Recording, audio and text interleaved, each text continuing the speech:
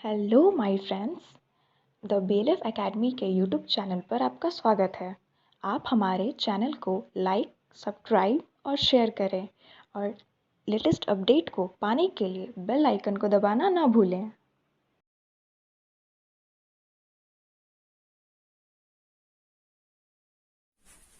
Welcome to the BLF academy. मैं am Gopal Rajput Bhikna Pahadi से आज फिर आपके साथ आया हूं। आज हम लोग फिर आर्टिकल के अगले एपिसोड में आते हैं, जहां हम लोग द के और भी यूजेस देखते हैं। जैसा कि कल जो मैंने आपको यूजेस बताए थे आर्टिकल्स के, उन यूजेस के माध्यम से आप आर्टिकल्स के कुछ यूजेस को देख पाए होंगे, अच्छी तरह समझ पाए होंगे। आज फिर मैं आर्टिकल्स के यूजेस को बताने के लिए आया हूं, लेकिन मैं आपको एक बात कह दूं कि डर आप में एकदम नहीं होनी चाहिए। डर अगर आप में है तो फिर आपके लिए अंग्रेजी सीखना बहुत मुश्किल है, लेकिन अगर डर आप में नहीं है तो इंग्लिश सीखना बहुत आसान है। चाहे वो राइटिंग स्किल की बात की जाए और चाहे वो स्पीकिंग स्किल की बात की जाए। आज इंग्लिश एक लैंग्वेज नहीं बल्कि एक स्किल होके हमारे सामने आ गई है। और जैसा कि आप सभी के लिए मैं दुआ करता हूं इस जैसा कि मैं दुआ करता हूं कि अभी जो कोविड-19 का जो प्रोसेस चल रहा है, इस कोविड-19 के प्रोसेस में आप सभी लोग अच्छे होंगे। और इसमें मैं आपसे कहना चाहता हूं कि फूल से सदा मुस्कुराते रहो, तेरा चेहरा हमेशा नूरानी रहे। फूल से सदा मुस्कुराते रहो, तेरा चेहरा हमेशा नूरानी रहे। चांद तारों के आगे हो तेरा सफर, ता कयामत तेरी जिंदगानी रहे। इस तरह से हम लोग अपने चैप्टर्स पे आते हैं। तो जब चैप्टर्स पे आते हैं तो इसमें हमें एक बात समझनी होगी कि कल मैंने द का यूज बताया था, उसके आगे मैं द के यूज को प्रोसीड करता हूं। कल जैसा कि मैंने कहा था कि द का यूज रिलीजियस बुक्स के नाम के पहले करते हैं, लेकिन अगर वही रिलीजियस बुक्स के साथ उस लेखक का नाम जुड़ जाए जिसने वो किताब लिखा है, तो वहां पे हम लोग द का प्रयोग नहीं करते। आज मैं बात करूं रिलीजियस कम्युनिटी के पहले भी द का प्रयोग होता है। रिलीजियस कम्युनिटी को हिंदी में कहते हैं धार्मिक समुदाय कहते हैं। धार्मिक समुदाय के नाम के पहले भी द का प्रयोग होता है। अब धार्मिक समुदाय के नाम के पहले द का प्रयोग होता है, जैसे हम लोग कहते हैं द हिंदूज, द मुस्लिम्स। दुनिया के जितने हिंदूज हैं उन हिंदूज की हम चर्चा कर रहे हैं। द मुस्लिम्स, दुनिया के जितने मुस्लिम्स हैं उन सारे मुस्लिम्स की बात हम कर रहे हैं। तो रिलीजियस कम्युनिटीज के पहले जो है द का प्रयोग करते हैं। उसके बाद हम लोग किसी सुपरलेटिव डिग्री के पहले भी द का प्रयोग करते हैं। जैसा कि हम लोग जानते हैं डिग्री 3 प्रकार का होता है। पॉजिटिव डिग्री होता है, कॉम्पेरेटिव डिग्री होता है और सुपरलेटिव डिग्री होता है। तो सुपरलेटिव डिग्री के पहले द का प्रयोग करते हैं। जैसे कहते हैं the best player, good, better, best. Good हो गया पॉजिटिव, बेटर हो गया कॉम्परेटिव और बेस्ट हो गया सुपरलेटिव। तो द बेस्ट प्लेयर, यहां आर्टिकल का 2 नंबर रूल काम कर रहा है, article plus adjective plus noun.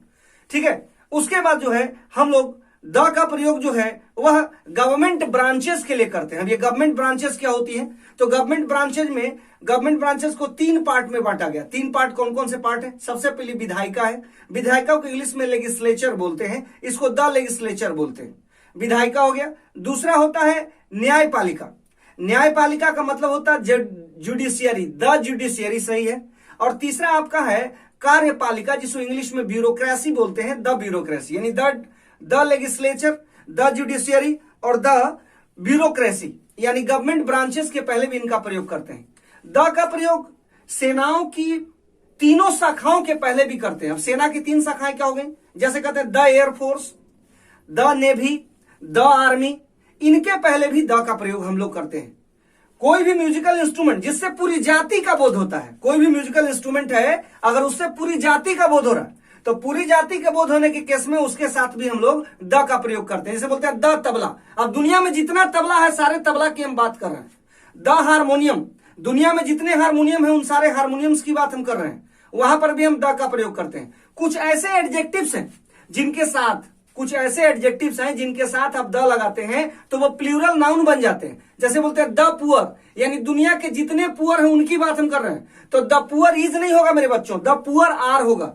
The poor are का मतलब होता है दुनिया के सारे गरीब लोग, क्योंकि जब वो प्लूरल नाउन बना तो उसके साथ वर्ब भी क्या लगेगा? प्लूरल लगेगा ना। तो इस तरह से हम लोग, मुझे लगता है बोर्ड के माध्यम से मैं आऊं तो ज्यादा आपको समझ आएगा, तो मैं थोड़ा बोर्ड पे आता हूं।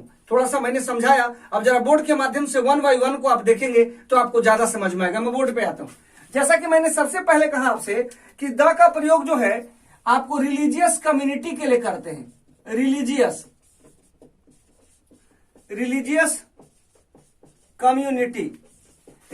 कम्युनिटी को इंग्लिश में कहते हैं धार्मिक संप्रदाय। जैसे इसका एग्जाम्पल क्या होगा बच्चों? तो इसका एग्जाम्पल होगा द हिंदूज। तो द हिंदूज जो हमने लिखा है ये हमारा सही है। अगर हम इसको करते हैं हिंदूज, इसको हम लोग करते हैं हिंदूज, ये हमारा क्या हो जाएगा, गलत हो जाएगा। दूसरा हमने अभी आपसे कहा कि द का प्रयोग रिलीजियस कम्युनिटी के पहले करते हैं। दूसरा अभी मैंने आपसे कहा कि द का प्रयोग जो है कुछ एडजेक्टिव्स के साथ करते हैं, जैसे द लिखते हैं और द के बाद अगर एडजेक्टिव लिखते हैं तो द और एडजेक्टिव मिल करके बच्चों ध्यान देना ये प्लूरल नाउन बना देते हैं। और जब ये प्लूरल नाउन बनाते हैं तो इनके साथ जो आने वाला वर्ब होगा ना वो आपका क्या होगा, प्लूरल वर्ब होगा। क्या होगा, प्लूरल वर्ब होगा। अब ध्यान दीजिए, जैसे इस पे सेंटेंस लिखते हैं कि द रिच मतलब दुनिया के सारे rich, the rich are always unhappy, the rich are always unhappy, ये सेंटेंस सही है। अब बोलोगे सर यहाँ पे एरर कैसे देगा, चाहे वो एरर हो और चाहे वो इंप्रूवमेंट हो वो कैसे देगा, तो जाहिर सी बात है यहाँ पे द लिखेंगे, द रिच, और जैसे ही यहाँ पे इज करेंगे और इज के बाद करेंगे ऑलवेज अनहैप्पी करेंगे, अनहैप्पी। सेंटेंस को गौर से देखिएगा, सेंटेंस में कहां एरर है, जैसा कि मुझे लगता है आपको समझ आ गया होगा, यहां पर इज में एरर है। अगर यहां पर आर होता तो सेंटेंस सही होता, यहां पे इज कर दिया गया जिसके कारण इसमें क्या हो गया, एरर हो गया।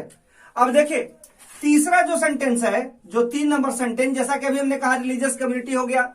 अब म्यूजिकल इंस्ट्रूमेंट क्या होता है, तो द हो गया, द के बाद म्यूजिकल इंस्ट्रूमेंट जिससे जाति का बोध होता है। किसका बोध होता है, जाति का। जिससे किसका बोध होता है, जाति का बोध होता है। किसका बोध होता है, जाति का बोध होता है। जैसे कहते हैं the tabla, take an example, हम लोग कहते हैं कि द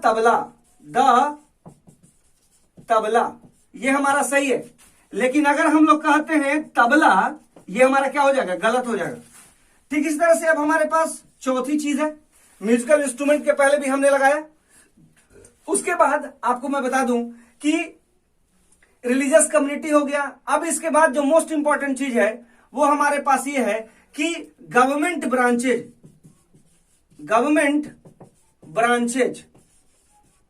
के पहले, जैसे यहां पे लिखते हैं द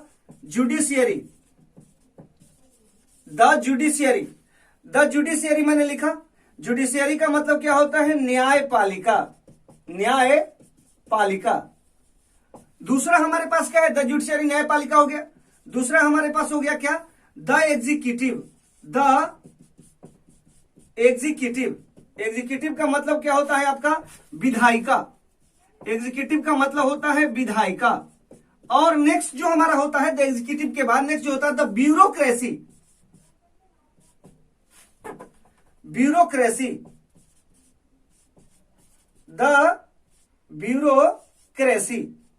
ब्यूरोक्रेसी का मतलब आपका क्या होता है, कार्यपालिका। इन तीनों के पहले भी हम द का प्रयोग करते हैं। अब देखिए इसके बाद अगला जो हम प्रयोग करते हैं वो आर्म्ड फोर्सेस के पहले करते हैं। किसके पहले करते हैं, आर्म्ड फोर्सेस के पहले करते हैं। अब आर्म्ड फोर्सेस क्या होती हैं, तो आर्म्ड फोर्सेस में जैसे बोलते हैं द आर्मी, क्या बोलते हैं, द आर्मी। उसके बाद क्या बोलते हैं, द नेवी, क्या बोलते हैं, द नेवी। उसके बाद हम क्या बोलते हैं, द एयरफोर्स, क्या बोलते हैं, द एयरफोर्स। हमने आर्मी बोला तो, नेवी बोला तो, एयरफोर्स बोला तो, आर्म्ड फोर्सेस के पहले भी हम द का प्रयोग करते हैं। तो मैंने कहा रिलीजियस कम्युनिटी हो गया। दूसरा, अगर एडजेक्टिव के साथ द आया तो वो प्लूरल नाउन बनेगा और वर्ब क्या चलेगा, प्लूरल चलेगा। नेक्स्ट मैंने कहा कि द के साथ म्यूजिकल इंस्ट्रूमेंट आया, पूरी जाति का बोध कराएगा, निश्चित रूप से वहां द लेगा। गवर्नमेंट ब्रांचेस 3 होती है, द जुडिशियरी मतलब न्यायपालिका, द एग्जीक्यूटिव विधायिका, द ब्यूरोक्रेसी कार्यपालिका। इन तीनों के पहले भी द का प्रयोग होगा। नेक्स्ट हमने कहा है आपसे कि आर्म्ड फोर्सेस के पहले द का प्रयोग करेंगे। आर्म्ड फोर्सेस में द आर्मी हो गया, द नेवी हो गया, द एयरफोर्स हो गया, इनके पहले भी हम द का प्रयोग करते हैं। मुझे लगता है इतना आप लोग अभी नोट करिए, फिर मैं इसके बाद अगला सेशन इसी में बताता हूं आपको। पहले आप लोग उसको नोट करिए, अच्छे से नोट करा आप लोगों ने। अब आगे चले हम लोग, ठीक है। तो आगे आप देखिए अभी मैंने आपसे कहा कि कितनी चीजों के पहले द का प्रयोग करते हैं। अब आगे हम लोग द के प्रयोग के लिए आते हैं। जैसे द के प्रयोग के लिए हम लोग आते हैं तो हिस्टोरिकल प्लेस हो गया, मतलब ऐतिहासिक जगह हो गया, हिस्टोरिकल डायनेस्टी हो गई, हिस्टोरिकल एम्पायर हो गया, हिस्टोरिकल आपका बिल्डिंग हो गया। इन सब चीजों के पहले द का प्रयोग करते हैं। अगर कोई डेजर्ट आता, डेजर्ट का मतलब रेगिस्तान होता है, तो रेगिस्तान के पहले द का प्रयोग करें। एक चीज और, दुनिया में जो चीज अकेला है और यूनिक है उसके पहले भी हम लोग द का प्रयोग करते हैं। तो आइए हम लोग बोर्ड के माध्यम से देखते हैं कि किस किस के पहले हम लोग द का प्रयोग करते हैं। तो सबसे पहले मैंने लिखा हिस्टोरिकल इंपायर। हिस्टोरिकल इंपायर के पहले द का प्रयोग करते हैं, ठीक है।